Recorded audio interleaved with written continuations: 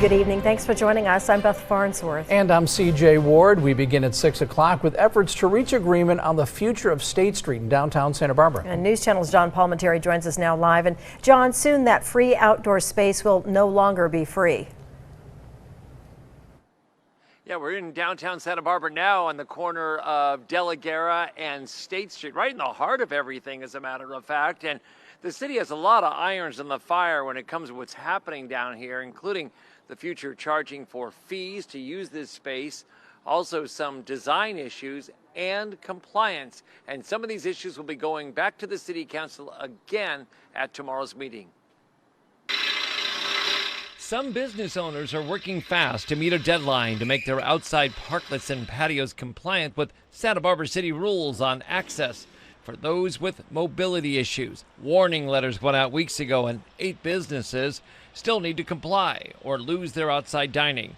The city was also ready to charge fees for the outside space, which until now has been free. 2 weeks ago, prior to a vote, the council stopped the months-long process for another timeout, another review, and talk of lowering the costs that were suggested.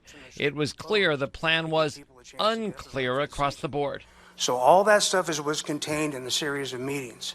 If you don't want to ratify the resolution, that is your choice as a council member, but this is not the time to play let's make a deal. Because in order to move forward and make State Street what we want it to be, we cannot continue being divided. And I really want to acknowledge the business owners, the property owners on State Street, that you guys have more of an expertise of what goes on day to day.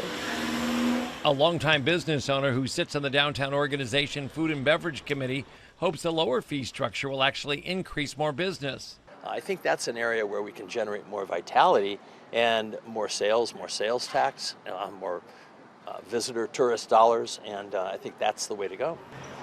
Most of the business owners are not against fees, but don't want to be priced out.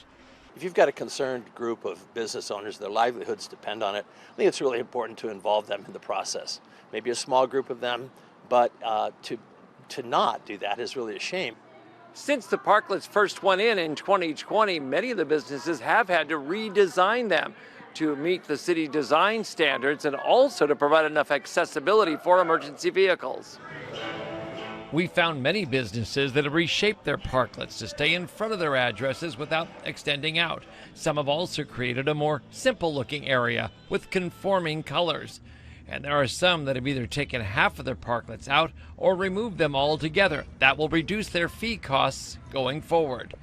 There's still a big picture plan in the works based in part from community input.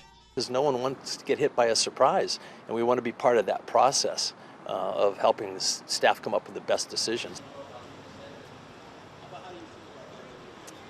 And what's still to be determined is if the fees will be enough to cover the costs of cleaning the streets and some of the other services that need to be done down here, and enforcement as well.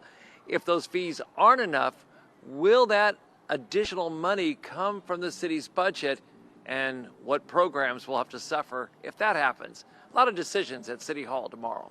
Reporting live in downtown Santa Barbara's Promenade this evening, I'm News Channel reporter John Palmentary. All right, thanks so much for spelling it out. And I know you'll be on it tomorrow, John. Well, one